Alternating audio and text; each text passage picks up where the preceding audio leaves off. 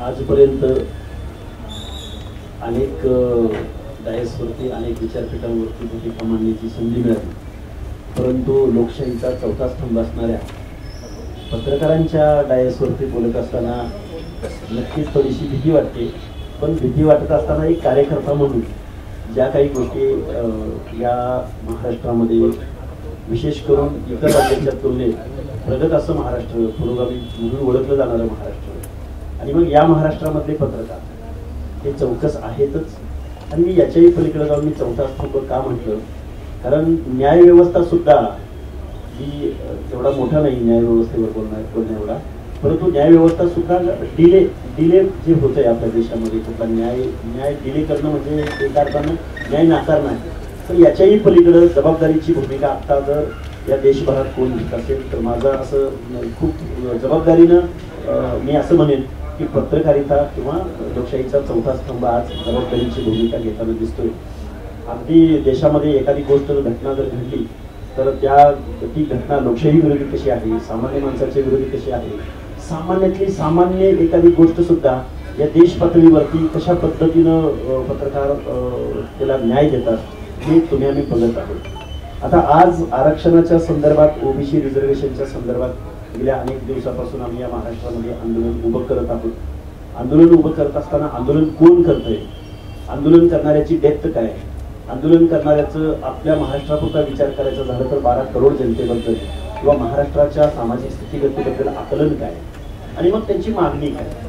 कारण काय आहे, कुठलीही चळवळ सांगोल साहेब, कुठलीही चळवळ ज्यावेळी चळवळीचं लीड कोण करते आणि मग त्या लीडरवर अवलंबून असतं की त्या चळवळीचा एंड काय होणार आणि चळवळीचा आउटपुट किंवा रिझल्ट ओरिएंटेड ती चळवळ कशी लागली. मी महाराष्ट्रामध्ये जेवढ्या चळवळी आल्या, शेतकऱ्यांची चळवळ असेल शरद जोशी असतील, कामगारांची चळवळ असेल जॉर्ज फर्नांडिसांपासून मधु दंडवतेपासून अहिल्या रांगणेकरांपर्यंत, किंवा मग अनेक म्हणजे राजू शेट्टी असतील, किंवा मग दलित आंबेडकरी चळवळीमध्ये अनेक चळवळ लढणारे अनेक लढवय्ये नेते होते, त्यांची सुद्धा डेप्थ, नॉलेज, संविधानाप्रती असलेली आस्था, या सगळ्या गोष्टी या माझ्या फुले शाहू आंबेडकरांच्या महाराष्ट्रामध्ये. आणि हा महाराष्ट्र म्हणजे सांगोर साहेब, या महाराष्ट्रानं देशाला समतेचं, बंधुतेचं, मानवतावादाचं जे एक दिशा दिली ती या माझ्या महाराष्ट्रानं दिली, त्याचा मला अभिमान आहे. परंतु अलीकडच्या कालावधीमध्ये OBC, BJNT, SBC, other backward classes, SC एसटीला कायद्यानंच मिळालेलं आहे, संविधान अंमलात येतानाच मिळालेलं आहे, परंतु 340व कलम आणि ओबीसी संदर्भातली जी आरक्षणाची पॉलिसी आहे, धोरण आहे, हे अगदी धोरणात्मक निर्णय आहे. बाबासाहेबांचा खूप आग्रह होता. 340व कलम हे ओबीसीसाठी आहे, 341व 42व एसटी एससी साठी आहे. त्याच्याही अगोदर बाबासाहेबांनी विचार 340व्या कलमामध्ये या देशामधल्या ओबीसी संदर्भात केलेला आहे. मग मी अगदी पत्रकार बांधवांना मी सांगेन, अगदी थोडक्यामध्ये मी बाबासाहेबांना सुद्धा त्यावेळी विरोध केला. 340व्या कलमाच्या संदर्भात बाबासाहेबांनी त्यांच्या जे कायदे मंत्रीपदाचा राजीनामा दिला, तो राजीनामा देताना सुद्धा हे एक महत्वपूर्ण कारण होतं. अनेक कारणं होती बाबासाहेबांच्या राजीनाम्याला, पण 340व कलम अंमलात येत नाही म्हणून बाबासाहेबांनी राजीनामा दिला.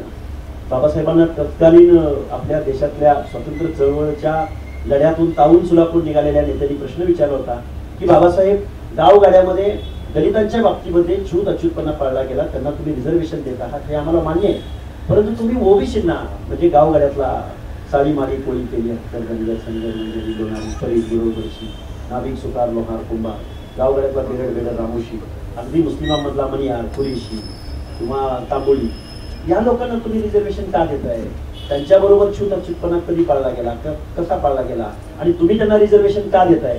हा प्रश्न आजचा प्रश्न नाहीये, हा प्रश्न देशाला स्वातंत्र्य मिळालं त्यावेळी सुद्धा पडलेला होता. त्यावेळी बाबासाहेबांनी त्यांना या प्रश्नाचं उत्तर एकदम मानवतेच्या दृष्टिकोनातून दिलं.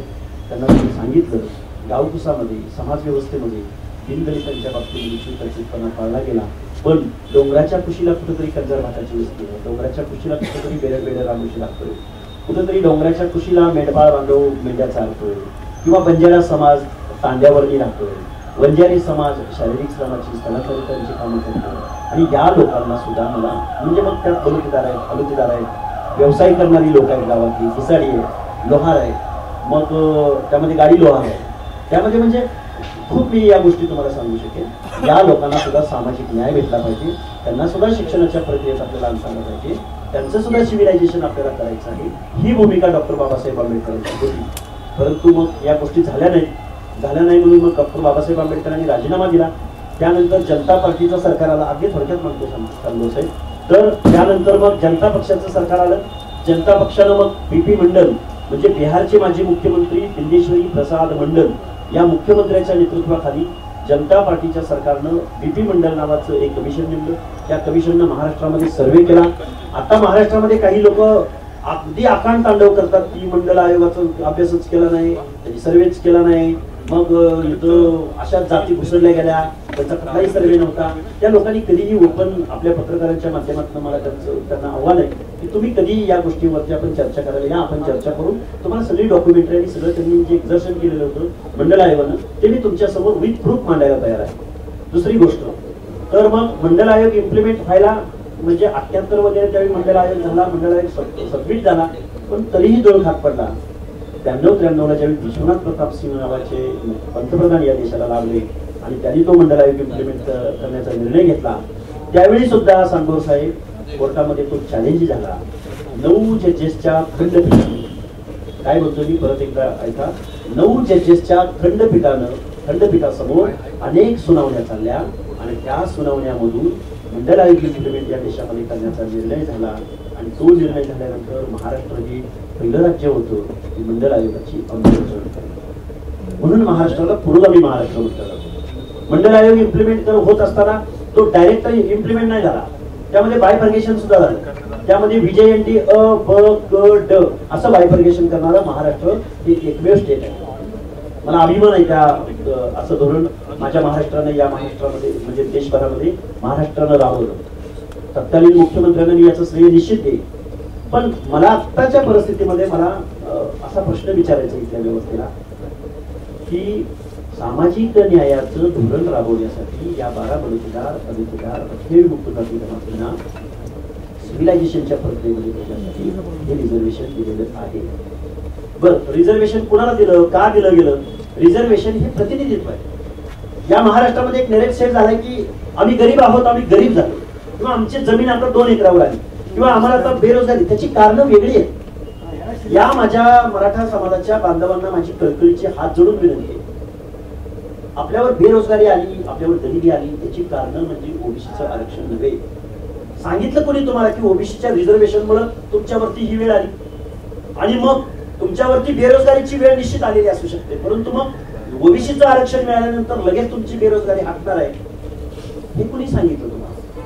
आरक्षण हे प्रतिनिधित्वाचा कायदा आहे. आरक्षण हे हजारो वर्षाच्या कालावधीमध्ये ज्या लोकांना दुय्यम वागणूक दिली गेली, ज्या लोकांना इथल्या निर्णय प्रक्रियेमध्ये घेता आलं नाही, अगदी साध्या भाषेत सांगायचं म्हणलं तर गावच्या ग्रामदैवताच्या गाभाऱ्यामध्ये एखाद्या नाभिकाला, एखाद्या लोहाराला, एखाद्या सुताराला, एखाद्या बेरडबेड्या रामुशाला ज्या पद्धतीनं देवाच्या गाभाऱ्यामध्ये मानसन्मानाची वागणूक मिळू शकते नाही, अशा माणसांना आम्ही या लोकशाही देशामध्ये, आम्ही या स्वतंत्र भारतामध्ये, आम्ही we the people of India, आम्ही या सगळ्या लोकांना आम्ही मान सन्मानाची वागणूक देणार आहोत. ही भूमिका रिझर्वेशन मागते.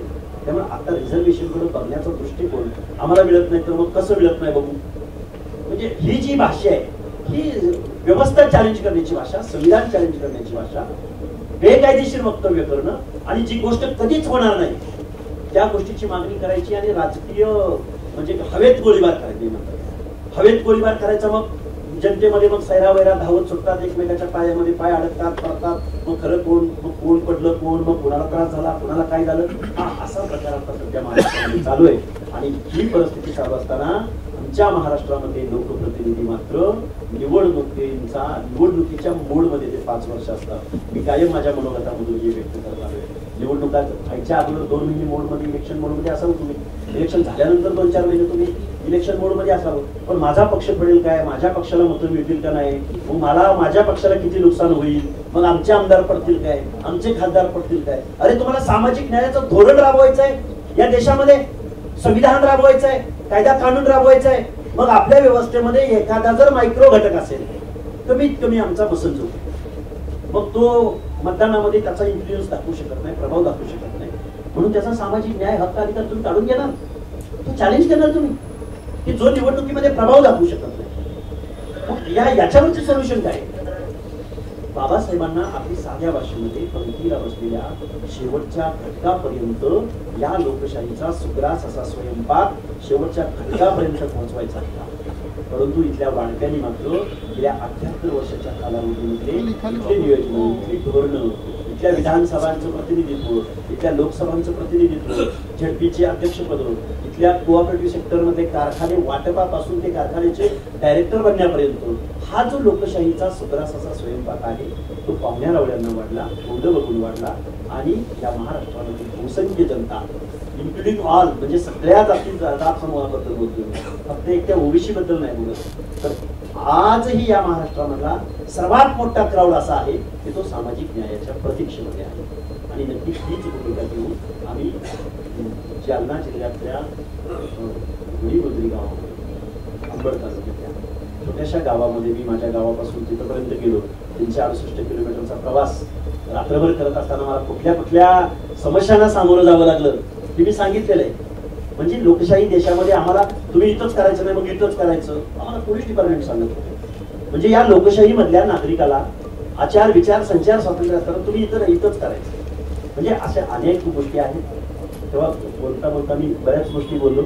तुमचे काय सविस्तर मी माझी भूमिका या आरक्षणासंदर्भात मी आयोगाचा सदस्य होतो. आयोगाचा सदस्य असताना सन्माननीय या 12 करोड जनतेचं दायित्व असणाऱ्या मुख्यमंत्र्यांना सांगोर साहेब आम्हाला आमच्याकडे अनेक प्रकरणं यायची की आमची ही गोष्ट करून द्या, आमची ही गोष्ट करून द्या.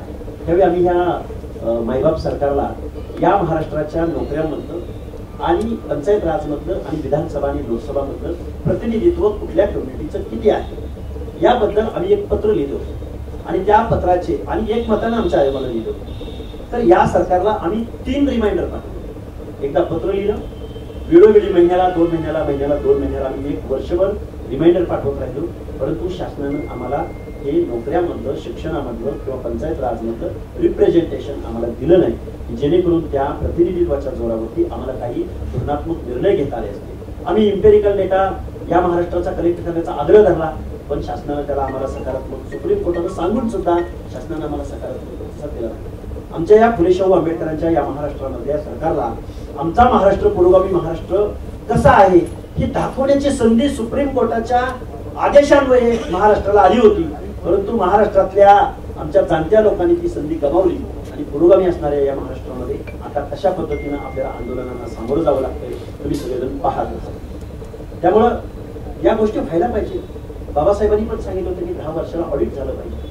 आमची मागणी तीच आहे. या महाराष्ट्राची सामाजिक स्थितीगती आहे काय? महाराष्ट्रात दरवर्षी ही जे काही बजेट सँक्शन होतं त्या बजेटमध्ये या अर्ध्या लोकसंख्येला तुम्ही किती बजेटरी तरतूद करताय? सांगोर साहेब जबाबदारीने सांगतो, या महाराष्ट्रामध्ये दरवर्षीच्या बजेटमध्ये जे फेब्रुवारीमध्ये आपलं बजेट होतं त्या बजेटमध्ये अर्ध्याहून जास्त लोकसंख्या असणाऱ्या ओबीसी, बीजेपी, एसपीसीच्या बांधवांना, त्यांच्या सामाजिक न्यायाच्या योजनांना, त्यांच्या आर्थिक विकास महामंडळांना, त्यांच्या आश्रमशाळांना आणि त्यांच्या छोट्या ज्या काही योजना आहेत मागण्याची प्रसिद्धी होती, या लोकांना या माझ्या पुरोगामी महाराष्ट्रामध्ये 1% सुद्धा बजेट या महाराष्ट्रानं कधी अलाउ केलं नाही. मग 60% लोकांच्या सामाजिक न्यायाच्या धोरणासाठी माझा पुरोगामी महाराष्ट्र 1% बजेटरी तरतूद करत नाही. त्यांचं सामाजिक परिवर्तन कसं झालं असेल? आमचे जरांगे पाटील म्हणतात की भुजबळांनी खूप खाल्लं किंवा काही जातींनी खूप खाल्लंय. तुम्ही 1% बजेटरी तरतूद करत नाही, त्यांच्या थाळीतच काही वाढत नाही, तर त्या भुजबळांनी, त्या माळ्यांनी, धनगरांनी, वंजारांनी, तेल्यांनी खाल्लं काय असेल?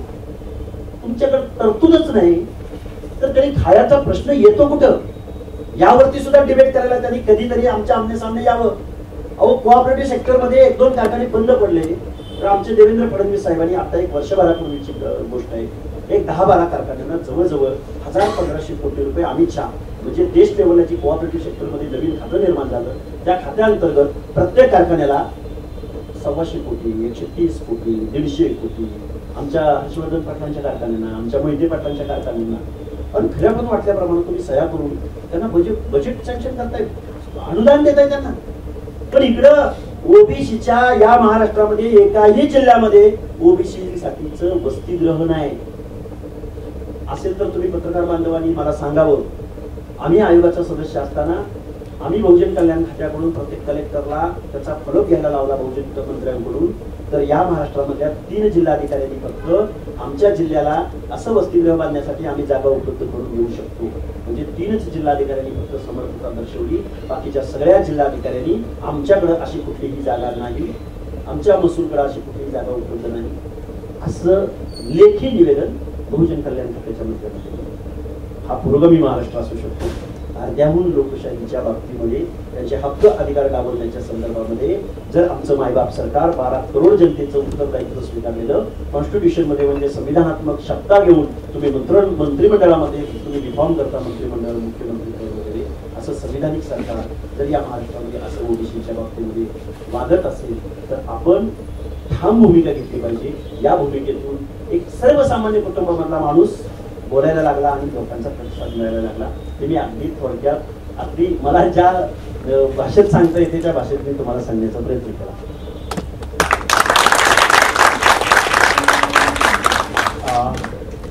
प्रश्नोत्तर घेऊयात.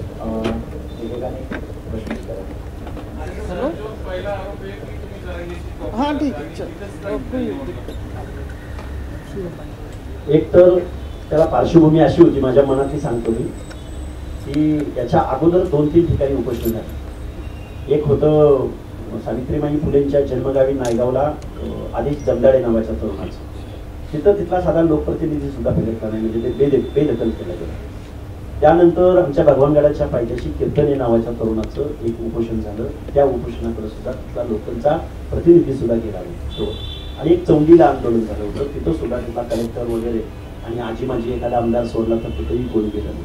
म्हणजे शासनानं ज्या पद्धतीनं ओबीसीच्या हक्क आणि अधिकारासंदर्भातलं आंदोलनाकडं बेदखल करण्याचा जो प्रयोग होता या महाराष्ट्रामध्ये तो डोक्यात होता. आणि आपल्या डोक्यात एक असा विषय होता की ज्या मराठवाड्याच्या भूमीमध्ये, ज्या तालुक्यामध्ये मंडल स्तंभ आहे, ज्या ठिकाणहून मंडल आहे इम्प्लिमेंटच्या वेळी सुद्धा ज्या ठिकाणून खूप मोठी आंदोलनं झाली होती त्या ठिकाणी जावं आणि तिथं आपला पब्लिक कनेक्ट बी चांगला होता. तर मी एक फेसबुकला पोस्ट टाकली आणि पोस्ट टाकल्यानंतर जो मला प्रतिसाद मिळाला त्यामुळे मी माझ्या 368 किलोमीटर माझ्या घराचं अंतर त्या वडीगोद्री गावापासून 368 किलोमीटर आहे. पण मी तिकडं आदल्या दिवशी संध्याकाळी जाणार हे पोलीस डिपार्टमेंट माझ्या मागावर होतं. पंढरपूरमध्ये माझ्या मागं 2-3 गाड्या होत्या. तिथं पासून मी बार्शीला जाईपर्यंत मला तिथं त्यांनी तिथल्या लोकल आणि सांगोल्याच्या पोलिसांनी मला तिथं पोलीस स्टेशनला घेतलं, स्थानबद्ध केलं. मनात एकच भावना होती की आपल्या या प्रश्नांकडे शासनाचं लक्ष वेधून घेणं. म्हणूनच मी अंतरवली सराटीलाच जायचा निर्णय होता. पण त्या एसपीजी वगैरे माझ्याकडून अगोदर पोलीस डिपार्टमेंटनं लिहून घेतलं की तुम्ही अंतरवली सराटी सोडून कुठल्याही गावात उपोषण करा. मग मी ते गाव सोडलं आणि त्या गावाच्याच वेशीवर 1.5-2 किलोमीटर अंतरावरच्या वडीगोद्री गावामध्ये हे आंदोलन केलं. म्हणजे तुमच्या आंदोलनाला महत्व प्राप्त व्हावं, त्याच्याकडे शासनाचं लक्ष जावं यासाठी परत तुम्हाला जरांगेंचीच मदत घ्यावी लागली. महत्व प्राप्त व्हावं असं नाही मला म्हणायचं, पण सामान्यातला सांगतो ना, सामान्यातला सामान्य कुटुंब, माझा बॅकग्राऊंड कुठलाही आमदार खासदार पक्ष पार्टीचा नाहीये. एक सामान्य कुटुंबामधला मी माणूस आहे. मला माझ्या त्या कृतीमुळं माझ्या ओबीसीच्या प्रश्नाकडे लक्ष वेधून घेण्यामध्ये मी सक्सेस झालो किंवा किती टक्के झालो याच्याशी माझा मतलब आहे. तेव्हा मी कुणाची कॉपी करतोय किंवा काय करतोय. उद्या अनेक आंदोलनं होतील ना. अण्णा हजारेंचं पण आंदोलन दिल्लीला झालं होतं, मग त्यांची कुणी कॉपी केली असं तुम्ही म्हणणार का? महाराष्ट्रामध्ये लोकशाही मार्गाने उपोषण करणे कितीतरी उपोषणांची लिस्ट आहे होती, मग कुणी कुणाची कॉपी केली म्हणायचं? कॉपीचा प्रश्न आहे, तुम्ही ठिकाण निवडलं. ठिकाण मी सांगितलं ना तुम्हाला की लक्ष वेधून घेणं हा माझा, या ओबीसीचं आम्ही घटनात्मक आमच्या हक्क अधिकारांकडे लक्ष वेधून देतो. आम्ही नव्यानं काही मागत नाही आहोत. आम्ही कुणाला कुठल्या गोष्टींना थ्रेड्स पोचवून आम्हाला काहीतरी द्या अशी आमची भूमिका भावना नाहीच आहे ना. फक्त आमचं आहे ते आमच्या ताटातलं, आमच्या या सामाजिक मागासांचे हक्क अधिकार टिकले पाहिजे ही आमची प्रामाणिक भूमिका आहे. लोकसभा निवडणुकीच्या पूर्वी होतं, लक्ष्मण हाके होतं ते विधानसभा निवडणुकीच्या पूर्वी. ओबीसी वर्सेस मराठा वादात लोकसभा वर्सेस विधानसभा असा काही तुम्ही वाद पेटू इच्छित, स्वतःची भाकरी भाजून देऊ इच्छित आहे? हे बघा, लक्ष्मण हाके कोणाची भाकरी भाजल नाही भाजल त्याचं पॉलिटिकल मेरिट काय ते तुम्हालाही माहिती. दोघांचंही त्यांच्याबद्दल मी बोलू शकणार नाही, पण मी माझं सांगतो. माझं पॉलिटिकल मेरिट काय आहे तुम्हाला सगळ्यांना माहिती आहे. पण मी माझी भूमिका मांडल्यानंतर या महाराष्ट्रामधनं हजारो लाखो लोक तिथं आली. त्यामुळे पॉलिटिकलचा विषय माझ्या बाबतीत तरी मला मी करतो त्या विषयाचं हे नाही करणार. पण माझं म्हणणं असं आहे की या महाराष्ट्रामधल्या मी आतापर्यंत जे तुमच्यासमोर अर्धा तास बोललो, हे आंदोलन झाल्यानंतरच मला ही बोलायची संधी मिळाली ना. माझं म्हणण्याचा उद्देश एकच आहे की अर्ध्याहून जास्त लोकसंख्येचे जे घटनात्मक न्याय हक्क अधिकार सांगितलं कोणी तुम्हाला की ओबीसी मधूनच आरक्षण मिळाल्यानंतर तुमचे हे सगळे प्रश्न मिटणार आहेत? कुणी सांगितलं? म्हणून मगाशीच मी एक उल्लेख केला होता की आंदोलनाचं नेतृत्व कोण करतंय, त्याची डेप्थ काय, त्याचं संविधानाबद्दलचा अप्रोच काय, त्याचं नॉलेज काय. मी नेहमी या गोष्टी मांडत आलो तुमच्या समोर. जर जर जर त्या चळवळीचं नेतृत्व प्रत्येक आंदोलनाला आपली मागणी आणि भूमिका बदलत असेल तर त्या आंदोलनाला यश कसं भेटेल? साधा सिंपल प्रश्न आहे. तुमच्या आंदोलनाला ओबीसीची बाजू मांडताय, विधानसभेत बाजू जाऊन मांडायला आवडेल का तुम्हाला? निश्चित आवडेल. का नाही आवडणार? एकच सांगतो, साधं मी फ्रँकली सांगतो तुम्हाला, आमच्या हक्क आणि अधिकाराचं संरक्षण करण्यामध्ये जर आत्ताचे आमचे लोकनियुक्त आमदार, खासदार, मुख्यमंत्री, मंत्रिमंडळ जर आमच्या हक्क अधिकाराचं संरक्षण करू शकत नसेल तर आम्हालाही विचार करावा लागेल. ना लायक माणसाच्या बाजूला करावं लागेल, लायक माणसाला निवडून द्यावं लागेल.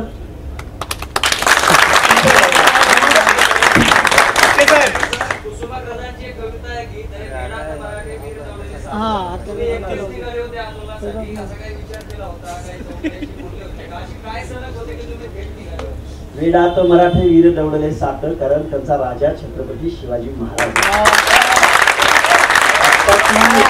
राजांबद्दल अहो रयतेच्या राजाच आम्ही छत्रपती शिवरायांचं राज्य सस्टेन केलंय. 18 पगड जाती कुर्बानी करणारे जीवा महाले, शिवा काशी, मगारी मेहतर, बेहरजी नाईक, तानाजी मालुसरे आणि तुम्ही मूठ सूट रात्रंदिवस शिवाजी महाराजांचं नाव घेता. रात्रंदिवस छत्रपती शिवरायांचं नाव घेतल्या वाचून तुम्ही पुढे जात नाही. त्या शिवाजी महाराजांच्या राज्यकारभाराचा थोडा तरी अभ्यास करावा तुम्ही.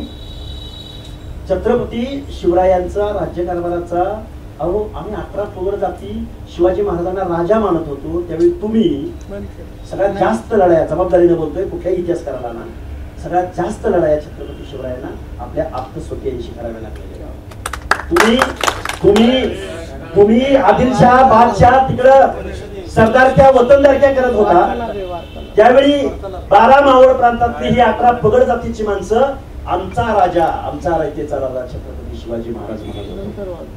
हे पेरायचं नाही. छत्रपती शिवाजी महाराज जर आत्ताच्या इतर राज्यकर्त्यांना कळले असते ना तर दिल्लीवरती महाराष्ट्राचा पंतप्रधान आतापर्यंत 2-4 वेळा बसला असता. जबाबदारीने बोलतो, पॉलिटिकल स्टेटमेंट करायचं म्हणून नाही करत. आमच्या 18 पगड जातीचं अंतकरण तुम्हाला समजलंच नाही राव. खंताई हेच व्यक्त करावं असं वाटतं. आपण जे म्हणाला की 1% बोला. आपल्या अर्थसंकल्पामध्ये किंवा अंदाजपत्रकामध्ये 1% हे नसतं. ते बऱ्याच वर्षापासून आहे. बरेच राज्यकर्ते, ओबीसी नेते, भुजबळांसारखे पण आहेत. ते काय करतात? माझं म्हणणं असं आहे की महाराष्ट्रामधल्या या अर्ध्याहून जास्त लोकसंख्येला 1% बजेटरी तरतूद होत नसेल तर जेवढे म्हणून जबाबदार लोक या महाराष्ट्राच्या कायद्याच्या सभागृहामध्ये बसलेली आहेत, सगळेच आले ना. मी नेत्यांकडून तर अपेक्षा ठेवलीच पाहिजे. पण नेत्यांचं झालंय काय की त्यांच्या पक्षाच्या अजेंड्यावर निवडून जातात आणि पक्ष धोरण ठरवेल त्या पद्धतीने वागतात. अलीकडची अपवादात्मक परिस्थिती बघायची म्हटलं तर मग भुजबळ साहेब पक्षाच्या धोरणाच्या पलीकडे जाऊन हे आरक्षण टिकलं पाहिजे म्हणून ठाम भूमिका घेताना दिसून येते. मग अलीकडच्या कालावधीमध्ये मग त्याच्याही अगोदरचं मी एक स्वर्गीय गोपीनाथराव मुंडेंचं उदाहरण तुम्हाला देईन इतिहासामधलं. गोपीनाथराव मुंडे साहेब हे भाजपचे राष्ट्रीय नेते होते. परंतु 2011ला जातनिहाय जनगणना झाली पाहिजे, कास्ट वाईज सेन्सस झाला पाहिजे म्हणून संसदेला घेराव घालण्यात आलेला होता. त्यावेळी हेच गोपीनाथराव मुंडे ओबीसीच्या बाजूने ठामपणे उभे राहिले आणि लालू प्रसाद यादव, समीर भुजबळ म्हणजे अशी देशातली ओबीसीची मंडळी आपला पक्षभेद वगैरे विसरून ठामपणे भूमिका मांडताना दिसून आली. तसं मला अलीकडच्या ओबीसी नेत्यांनी ही ठाम भूमिका घेतली पाहिजे असं माझं मत आहे.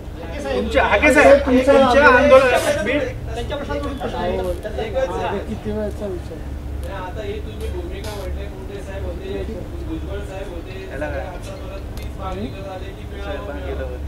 आर्थिक उन्नती ओबीसी समाजाची होण्यासाठी पुढे जाऊ का परत ते पॉलिटिकल कडे झुकतात आणि आता तुम्ही विधानसभेत जायचं म्हणताय.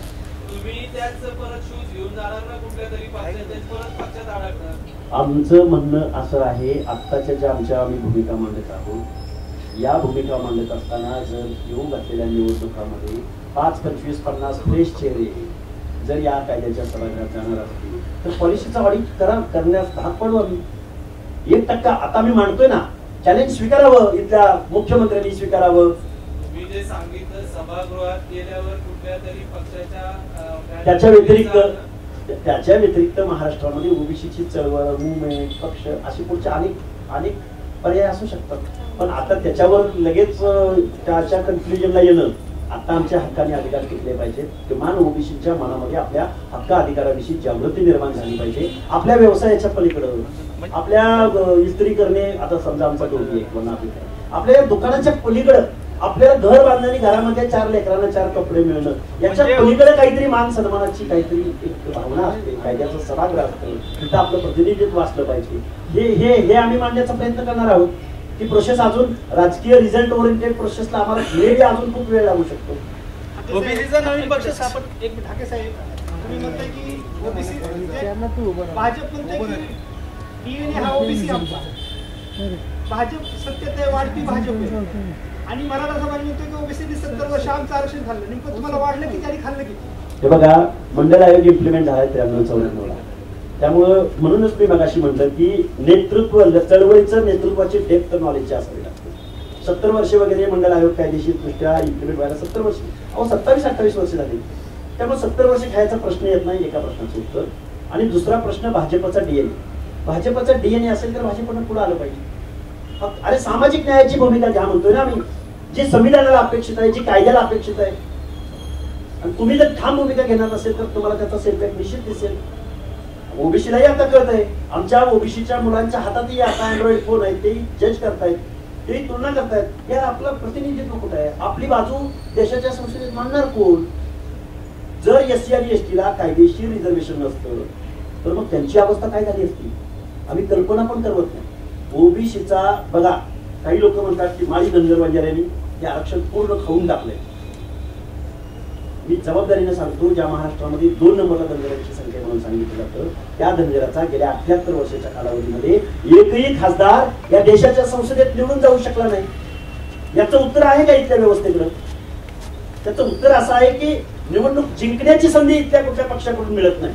म्हणजे तुम्ही पॉलिटिकल मेरिट काउंट करता. लक्ष्मण हाके इच्छुक होता, तिकीट द्या, मी तुम्हाला 10 ते 12 जागामध्ये मी याचा प्रभाव पाडून टाकू शकतो. तिथे तरी मी अनालिसिस करून सांगितलं, सोशल इंजिनिअरिंग करून सांगितलं. पण इथल्या लोकांना त्या गोष्टीची, ओबीसी मधला एखादा माणूस काम करायला लागला, मला कुणी इकडे प्रश्न विचारला मला, ओबीसी मधला एखादा कार्यकर्ता काम करायला लागला तर त्याचं पुनर्वसन कुठं होतं माहितीये? पुणे शाहू आंबेडकरांच्या महाराष्ट्रामध्ये ओबीसी सेलचा प्रमुख बनवला जातो, त्याला भटके विमुक्त आघाडीचा प्रमुख बनवला जातो, त्याला अल्पसंख्याक सेलचा प्रमुख बनवला जातो, त्याला दलित आघाडीचा प्रमुख बनवला जातो. म्हणजे दुय्यम स्थानावरती. अरे पक्षामध्ये कार्य करणारा झेंडा दांडा काय मोर्चा काढण्यासाठी, अरे किमान त्याला संधी तरी द्या. हे सुद्धा या महाराष्ट्रामध्ये होत नाही. काढा ना, लोकसभेची लिस्ट काढा, त्याचं प्रतिनिधित्व काढा, तिकीट कुणाला दिली जातात याची पण लिस्ट काढा. बरं, आताच्याच निवडणुकीची नका काढू, मागच्या सगळ्या निवडणुकांची काढा. मग सामाजिक समतोल साधायचा असेल तर प्रतिनिधित्व सुद्धा एखादं दुसरं तरी आलं पाहिजे ना पुढे. त्याला सुद्धा तुम्ही टार्गेट करून पाडताय. हे महाराष्ट्रातल्या जनसामान्यांची भावना आहे आणि ती भावना मांडण्याचा आम्ही प्रयत्न करतोय. तुम्ही ही भावना मांडली, पण लोकसभा निवडणूक तुम्ही याच मुद्द्यावर लढवली ओबीसीच्या, पण ओबीसींनी पण तुम्हाला नाकारलेलं दिसतंय. अगदी 5000 मतं पडले तुम्हाला. त्यावर तुमचं काय मत आहे? आणि त्यावेळी तुम्ही उमेदवारी मागायला शरद पवारांकडे गेला होता.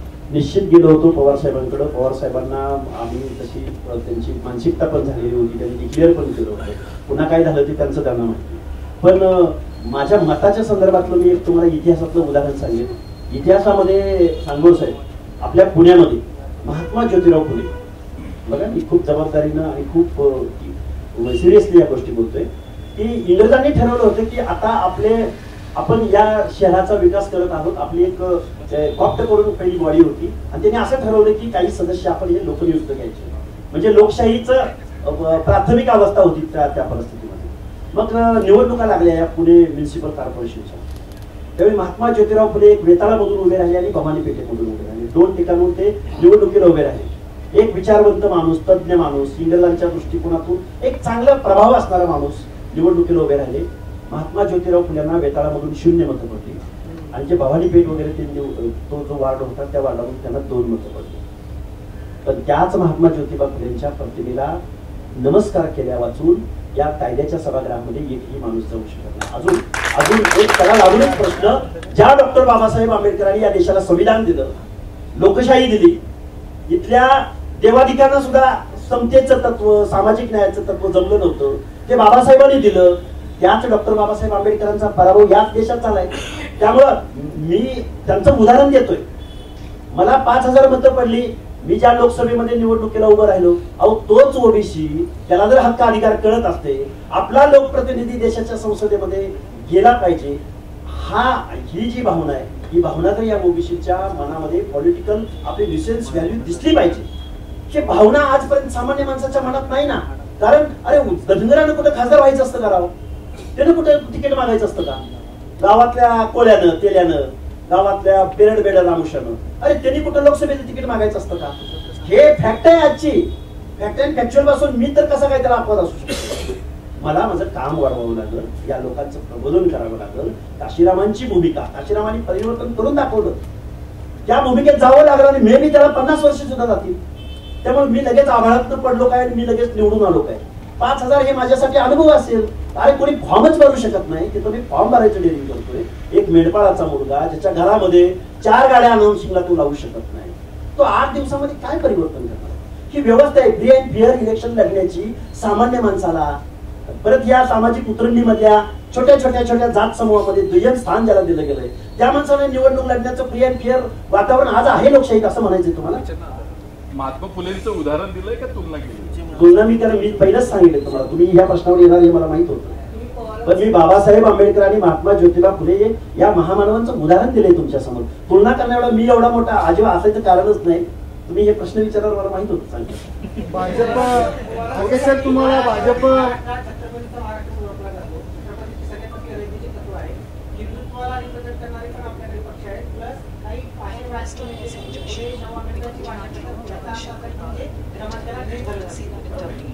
कुठलं लोकेशन लावलं? शरद पवारांचं उदाहरण सांगितलं. फायनल झालं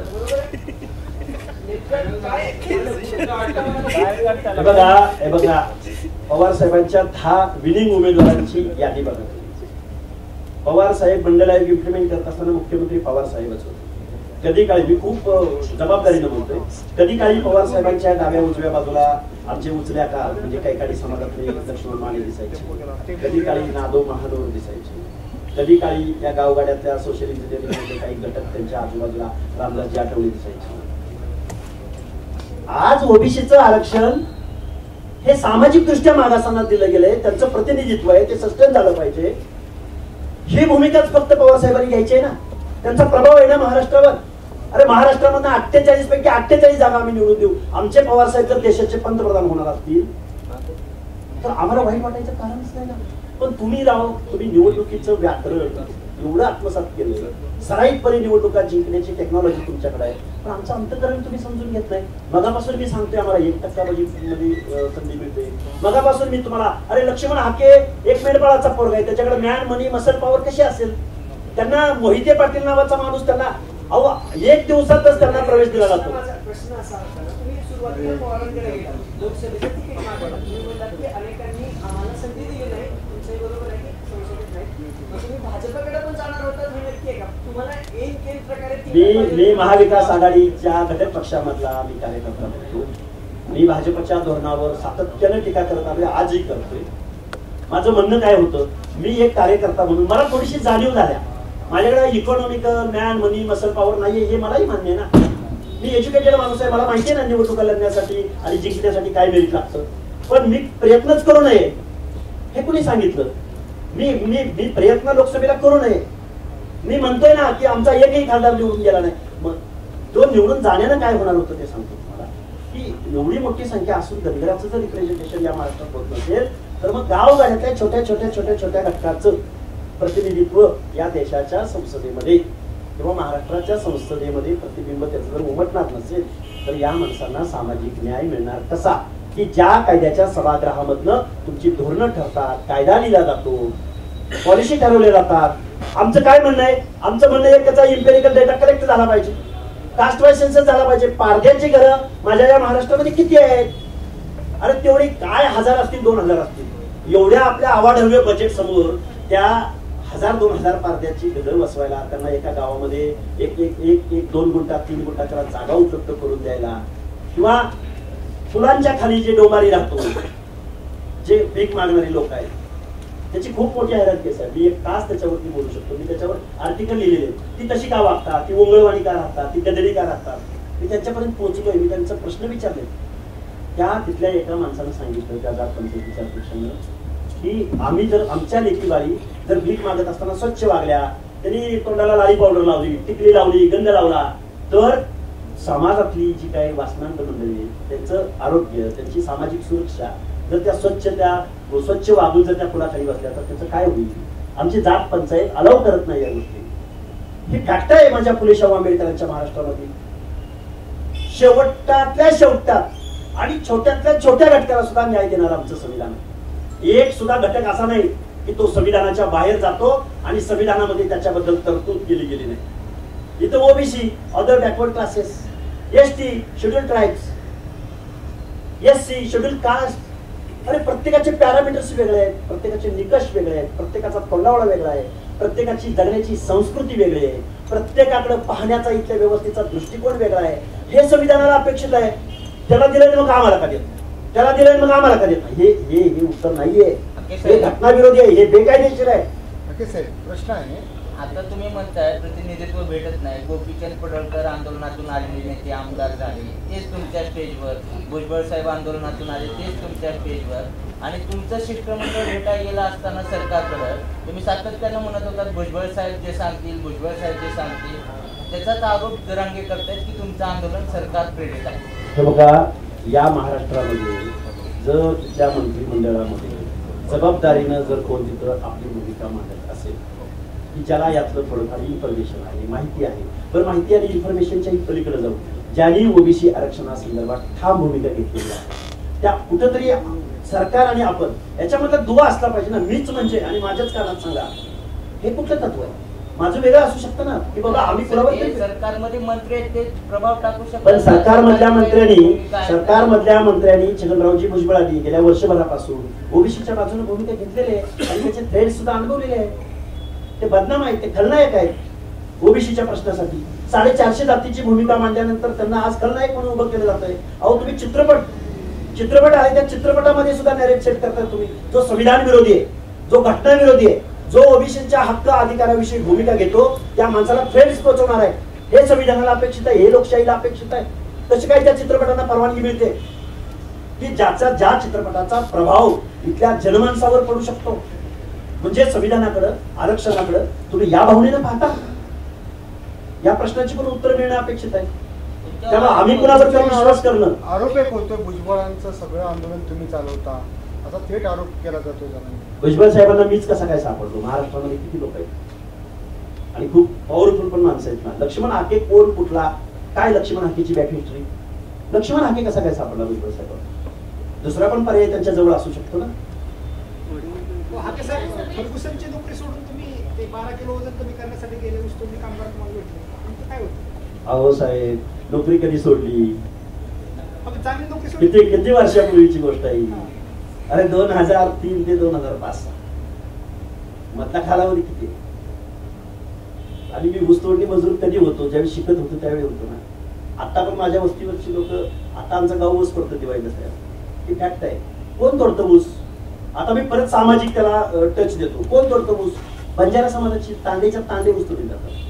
वंजारी समाजातल्या लेकीबाळी, काही लोकांना वाटतं वंजारी समाजाचा हित अधिकारी झाला, वंजारी समाजाचं एवढं हे झालं, वंजारी समाजाचं, अरे गावाच्या गावं ऊस पडतात. वंजारी समाजाच्या लेकीबाळी त्या बीड जिल्ह्यामधलं, परत पत्रकार बांधवांना जबाबदारीने सांगतो, बीड जिल्ह्यामधल्या महिलांचे गर्भाशय, परत एकदा सांगतो, त्याच्यावर सर्च पेपर झालेला आहे, संशोधन झालेलं आहे. बीड जिल्ह्यामधल्या सगळ्यात जास्त बीड जिल्ह्यामधल्या महिलांचं 26-27 वर्षानंतर 33 वर्षापर्यंत गर्भाशय झाले. जावा तुम्ही गुगलला सर्च करा. त्याचं कारण असं आहे की तिथे सर्वात जास्त महिला कमी वयामध्ये लग्न होतात, त्या उस्तुडीला जातात, शारीरिक श्रमाची कामं करतात, मोळ्या उचलतात, बैलगाडी चालवतात. बैलगाडी चालवत असताना टायर पंक्चर झाला तर तो टायर बसवत असताना ओव्हरलोडेड ती जी बैलगाडी 4-5 टन ज्यामध्ये ऊस असतो ते करत असताना त्या महिलेला कुठल्या यातनांना सामोरं जावं लागतं हे संविधानाला अपेक्षित आहे. डॉक्टर बाबासाहेब आंबेडकर म्हणायचे, ज्या घरातली महिला चाऱ्याच्या आणि सरपणाच्या शोधात डोंगराच्या कुचीला जाते, ज्या घरातली महिला शारीरिक श्रमाचं काम करते ते घर कधी सुधारलेलं असू शकत नाही. इथं 5 महिन्याच्या 6 महिन्याच्या गर्भवती महिला अशा पद्धतीचं काम करतात. ठरवा ना एकदा सामाजिक मागासलं कोण, कुणाला ओबीसी म्हटलं जातं, कुणाला बीजेएमटी म्हटलं जातं, ठरलंय ना संविधानामध्ये, ठरलंय ना आयोगाच्या त्या पॅरामीटर्स मध्ये. सुप्रीम कोर्टानं 750 पानाचं जजमेंट दिलंय ना. तुम्हाला हे कुठेच फॉलो करता येत नाही. इथं सुप्रीम कोर्ट अलाउ करत नाही, इथं राज्य मागासवर्ग आयोग करत नाही, अलाउ करत नाही. म्हणून तुम्ही कुणबीकरणाचा घात घालून तुम्ही ओबीसीचं आरक्षण संपवायला निघालेला आहात. भुजबळांचा विषय निघालाय. जरांगे पाटलांनी आता असं म्हटलंय की त्यांची हिंगोलीत सभा आहे आणि भुजबळ हे खोडसाळ व्यक्ती आहे की खोडसाळ माणूस आहे आणि त्या सभेत माणसं घुसून ते काहीतरी गडबड करू शकते. महाराष्ट्रामध्ये कायदा सुव्यवस्था नाही, महाराष्ट्रामध्ये अनालिसिस करणारे आपले प्रशासन नाही. शिक्षा होईल ना त्यांना ते तर तसं करत असतील तर.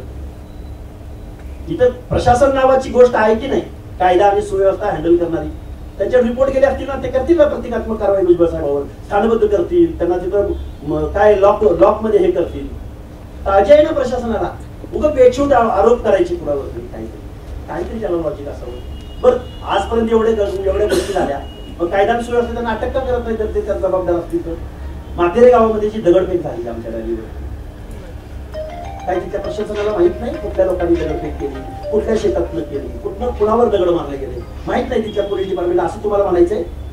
त्यामुळे उगाच काहीतरी बेछूट आरोप करायचे आणि लक्ष वेधून घ्यायचं. अरे आपण मागणी काय करतो त्याच्याबद्दल बोला ना तुम्ही. त्याच्याबद्दल तुम्ही अभ्यास करा. अभ्यास असलेल्या लोकांचं शिष्टमंडळ बसवा, त्याच्यामधून वे आउट कसा करता येईल ते बघा. उगाच भुजबळांनी हे करते आणि ते करते ते करते काही बोलायचं.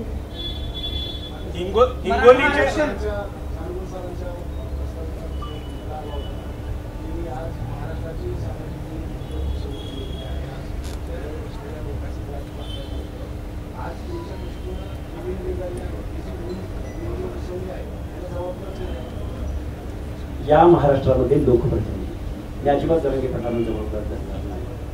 कारण प्रत्येक तालुक्यामधला जो आमदार आहे, प्रत्येक जिल्ह्यामधला जो खासदार आहे, या महाराष्ट्राचे प्रत्येक पक्षाचे प्रमुख आहे. यांनी राजकारणाच्या मोडमधनं कधीतरी बाहेर यावं, माझ्या पक्षाचा होणारा फायदा तोटा या भूमिकेतनं बाहेर यावं. सामाजिक न्यायाचं धोरण हे मगापासून मांडतोय. 18 पगड जाती म्हणजे काय, बलुतेदार म्हणजे काय, आलुतेदार म्हणजे काय, पट्टेविमुक्त जाती जमाती म्हणजे काय, त्यांचे निकष कोणते आहेत, त्याच्यामध्ये बायफर्गेशन कोणतं आहे, या बायफर्गेशन मध्ये तुम्ही बसू शकत नाही. हे सुप्रीम कोर्टाचं म्हणणं या पुढाऱ्यांनी, इथल्या जबाबदार लोकांनी आमच्या बांधवांना समजावं. आणि आरक्षण हा एकमेव प्रोग्राम आहे असं कोणी सांगितलंय? अरे आम्ही लोकनियुक्त सरकार आहोत. आमच्या बेरोजगारावरती ओव्हरकम करण्यासाठी, त्यांना लाभ मिळवून देण्यासाठी आमच्याकडे अनेक धोरणं असायला पाहिजेत ना. का तुम्ही या धोरणांचा विचार करत नाही? का त्या बांधवांना ह्या गोष्टी समजावून सांगत नाही? तुम्ही या गोष्टीकडे बघत नाही. ओबीसी आरक्षणामुळे आपली अशी परिस्थिती झाली, ओबीसी मुळे असं झालं आणि ओबीसी मिळाल्यामुळे तुमचं असं होणार आहे. हे जे वातावरण या महाराष्ट्रात घडलंय ना, याला जबाबदारी ते लोकप्रतिनिधी आहेत. कारण ते फॅक्ट आणि फॅक्च्युअलला सामोरं जात नाही, ते जबाबदारीपासून दूर पडत आहेत.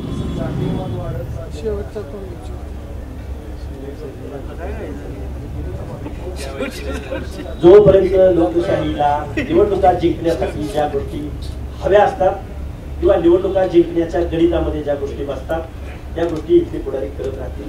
त्यामुळे माझी विनंती आहे महाराष्ट्रातल्या सर्व.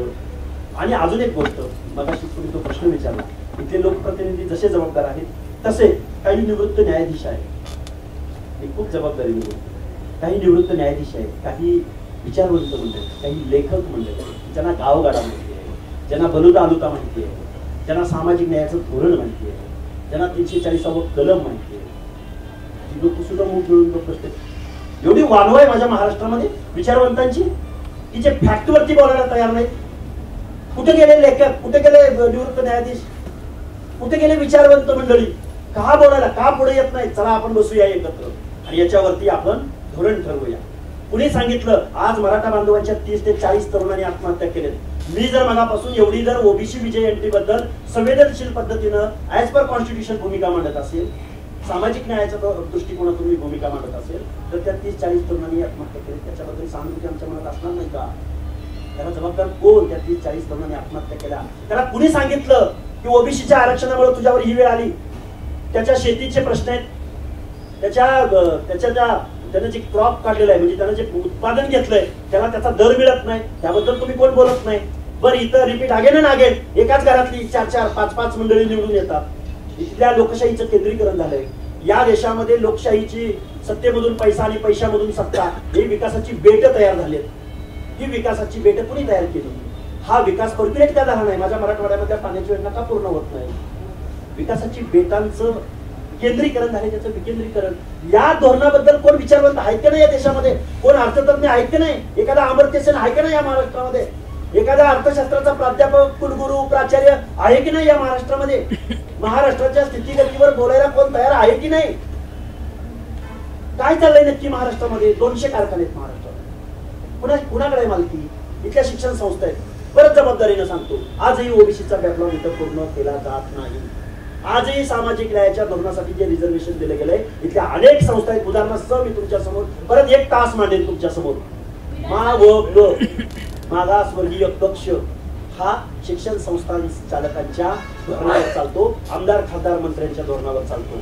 इथं कायद्यानं SC/STचं रिझर्वेशन आहे म्हणून ते रिझर्वेशन फॉलो करण्याचा प्रयत्न होतोय.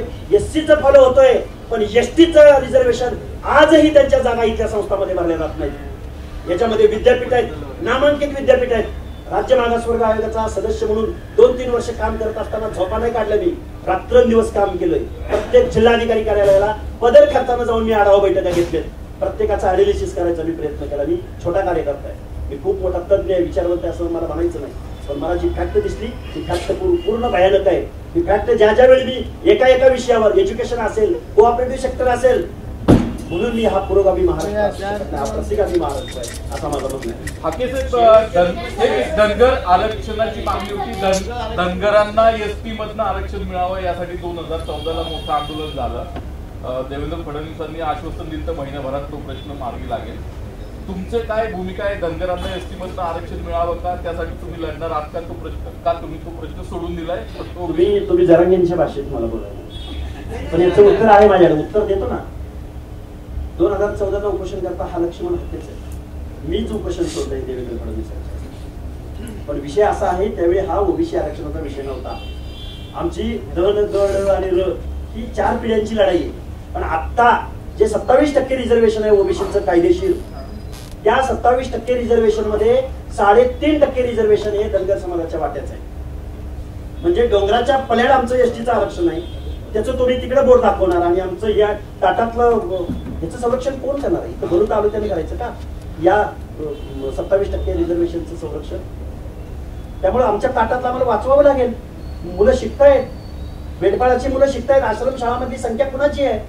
10वी-12वी नंतर मुलींचा शिक्षणाचा कट ऑफ, ही जी मी मगाशी नावं सांगितली, बंजारा, वंजारी, धनगर, बेरड, रामोशी, हे भटके विमुक्त, 8वी-9वी नंतर त्यांच्या मुली शिकत नाहीत.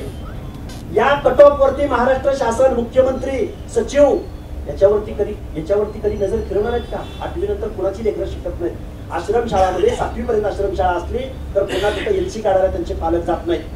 त्या आजही बालविवाह या महाराष्ट्रात होतात. कायदा सुव्यवस्था आहे कुठं?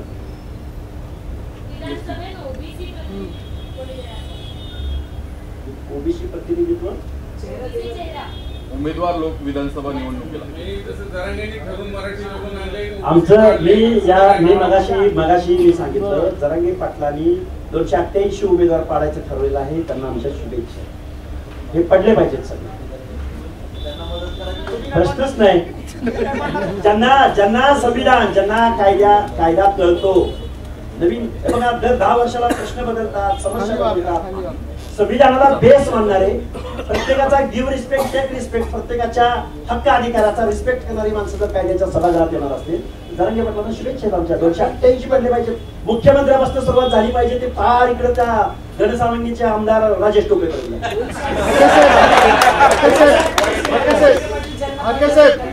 तुम्हाला मराठा समाजाच्या कुणबी म्हणून आरक्षणाला विरोध आहे का सरसकट विरोध आहे? सरसकटला विरोध आहे. कुणब्यांना विरोध करणारा मी कोण, जो मंडळ आयोगामध्ये इम्प्लिमेंट आहे. कुणबी संविधानाला मंडळ आयोगाला वेगळा कुणबी आहे. त्यामध्ये जो आमच्या रत्नागिरी जिल्ह्यातला उत्तरेचा भाग, दक्षिण रायगड जिल्ह्याचा दक्षिण भाग, जो विदर्भामध्ये आहे, जो पंजाबराव देशमुख आणि त्याच वेळी इम्प्लिमेंट करा गेला, त्या कुणब्याला आमचा विरोध असायचं कारणच नाही. आणि महाराष्ट्रामध्ये जर कोणी म्हणत असेल ना मराठा म्हणजेच कुणबी आणि कुणबी म्हणजेच मराठा, याच्यावरती औरंगाबाद खंडपीठाच्या BH मल्होत्रा या न्यायाधीशांचं जजमेंट आहे, त्याच्यावरती त्याचा कधीतरी अभ्यास करावा. किंवा सुप्रीम कोर्टाला काय म्हणायचंय, आम्ही मागासले पण प्रूव्ह करू शकत नाही. राणे आयोग फेल झाला, गायकवाड आयोग फेल झाला, त्याचबरोबर 4 राज्य मागासवर्ग आयोगाने मागासले पण नाकारलं. सुप्रीम कोर्टानं 650 जजमेंट दिलं आणि आता काही होत नाही. म्हणून कुणबीकरणाद्वारे तुम्ही ओबीसी आरक्षण जर संपवण्याचा घाट इथं घातला जात असेल तर ओबीसी सुद्धा आता एवढा ओबीसीला कळत नाही किंवा एवढं तुम्ही ओबीसीला गृहीत करायच्या भानगडी पडू नका. शेवटच्या भूमिका काय नेमकी? राजकीय भूमिका काय? तुम्हाला भाजप चालवताय का आरोप होते सारखा? राजकीय भूमिका आता सध्या तरी आमची नाही, पण आमच्याकडं कोण पुढारी, कोण कुठले पक्ष काय आमच्याकडे पाहतायत, कुठल्या भावनेतनं, याच्याकडे आम्ही आता बारकाईनं पाहत आहोत. प्रत्येक पक्षाचे हे बघा, एका बाजूला काय म्हणतायत माहिती आहे का, हे सगळे पक्ष ओबीसीच्या आरक्षणाला धक्का लागू न देता यांच्या मागण्या मान्य करा. आणि आमचे मुख्यमंत्री महोदय नेहमी म्हणतात ओबीसीच्या आरक्षणाला आम्ही धक्का लागू न देता आम्ही हा अध्यादेश आणत आहोत, आम्ही या नोंदी करत आहोत. आमचं म्हणणं असं आहे, आमच्या VJNT मधल्या किंवा ओबीसी मधल्या एखादं जर कास्ट सर्टिफिकेट काढायचं झालं त्याला 2-3 महिने कालावधी लागतो. 1960 पूर्वीचा पुरावा मागितला जातो. आजही नागपंथी डवरी गोसाव्याला पुरावा देता येत नाही. आजही गावोगाड्यातल्या पारद्याला जात पुरावा देता येत नाही. त्याला 60-70 वर्षापूर्वीचा, अरे ते स्थायिकच नाहीत ना एका गावामध्ये. वेडंगा जोशी अरे मागायला सुटतो, प्रत्येक गावाला खानदेशात जातो, मॉब लिंचिंग होतं, आजही त्याला दाखला काढता येत नाही. आणि याच्यातनं जर कुणाची काही जर एखादं इरेग्युलेशन झालं तर 2 वर्षापासून 6 वर्षापर्यंत त्याला सजा आहे. आणि गव्हर्नमेंट टेबल लावून तुम्ही सर्टिफिकेट वाटताय. हायकोर्टाने सगळी सोयऱ्याची जी याचिका आहे ती फेटाळली आहे आणि राज्य सरकारने सगळी सोयऱ्याच्या बाजूने आपली बाजू मांडली. त्यावर तुमचं म्हणणं काय?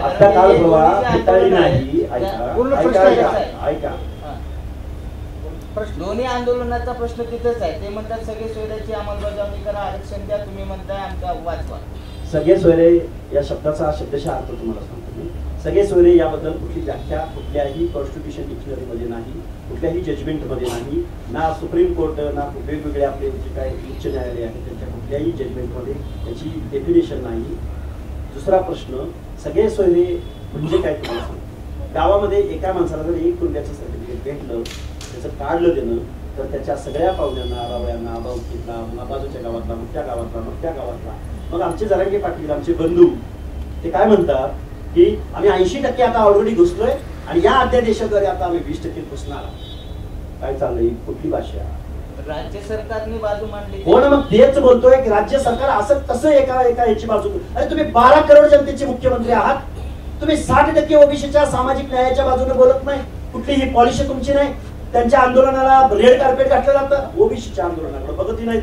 त्यांना कोण सापडतं? भुजबळ साहेब सापडतात, त्यांना कोण सापडतं? पंकजाताई सापडतात, धनंजय मुंडे सापडतात, तुम्ही जावा, आणि सावे साहेब सापडतात. का बरं?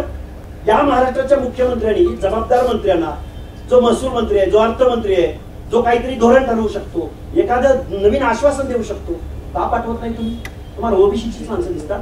म्हणजे आजही तुम्ही इथल्या ओबीसीकडे दुय्यम वागणूक करण्यात येतात, दुय्यम भूमिकेतून त्यांच्याकडे बघता.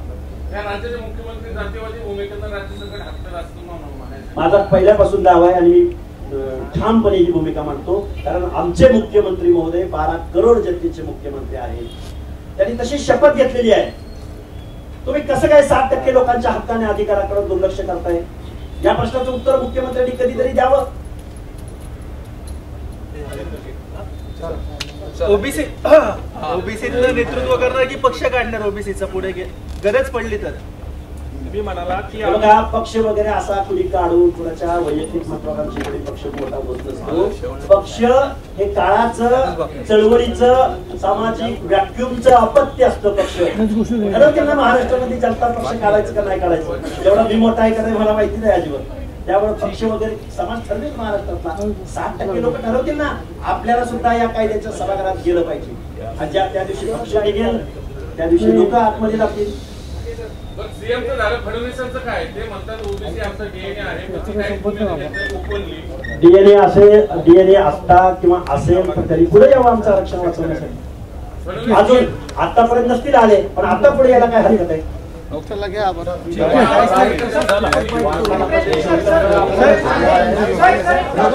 मागे खाली बसा. आरक्षणाचा प्रश्न असेल किंवा ओबीसी आरक्षणाच्या प्रश्नामध्ये धनगर आरक्षणाचा प्रश्न कुठेतरी दुर्लक्षित केला जातोय असं मला वाटतं. त्याच्याबद्दल काय म्हणणं? आता मी इथे बसलोय, माझ्या अंगावरचे जर कोण कपडे काढत असेल आणि तुला सूट दिला जाणार आहे असं सांगून जर माझ्या अंगावरचे कोण कपडे काढत असेल, ते कपडे वाचवायचे का त्या सूटमुळे माझ्या अंगावरचे कपडे काढून द्यायची त्या प्रश्नातून वार्तालाप आता